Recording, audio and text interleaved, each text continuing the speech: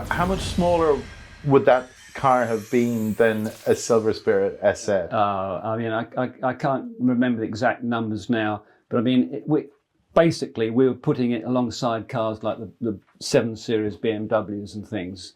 Yeah. Which is funny, but you would use that as a small Rolls-Royce BMW's biggest car. Yeah. So I think people, when you say small, people don't necessarily understand. It's still going to be a really big car. Well, exactly. Because we're talking about a smaller car, we had to do something that was exceptional. And that would have been an exceptional statement. When we actually made this car full size, my boss at the time quite reasonably said to me, please make the back of the car 6 inches wider. In other words, I'd tapered the side of the car in a lot, which I always try to do subsequently. What effect does that have? Why would you want that? Because it's as I say, how you say goodbye to the air. It's the amount of disturbance. If you've managed, for instance, if you just try to force a brick through the air, you get massive disturbance. But if you smoothed off and fed in the back of the brick, you get a clean departure at the back of the car.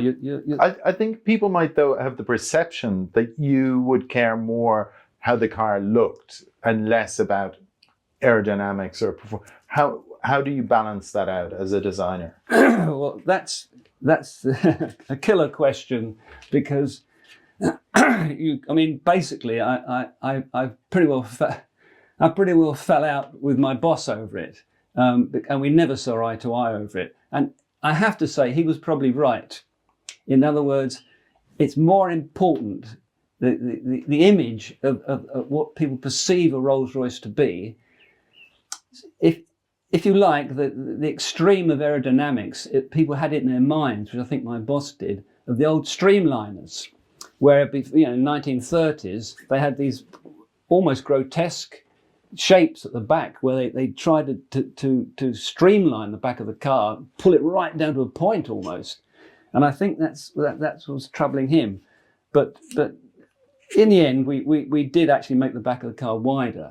But as an industrial design trained guy, and very, very aware of people talking about cosmetics in a derisory way, I was always trying to be functional primarily, and part of the form follows function, So I mean, part of the function of the car, you can argue, is to look good. So it's a balancing act.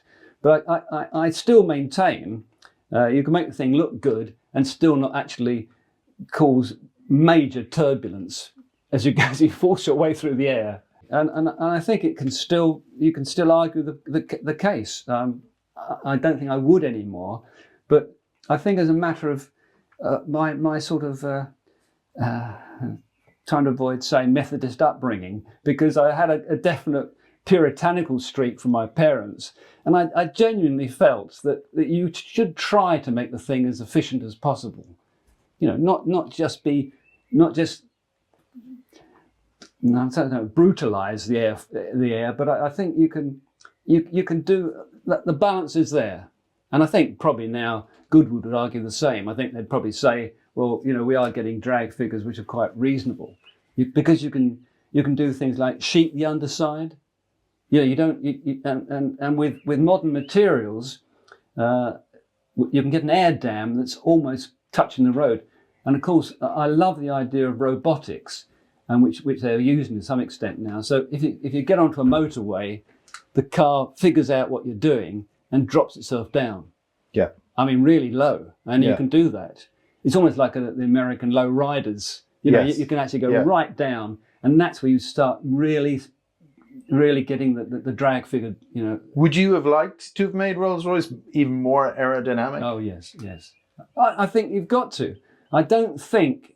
I mean, it'd be interesting. I can't recall Goodwood quoting aerodynamic drag figures, and a lot of manufacturers won't.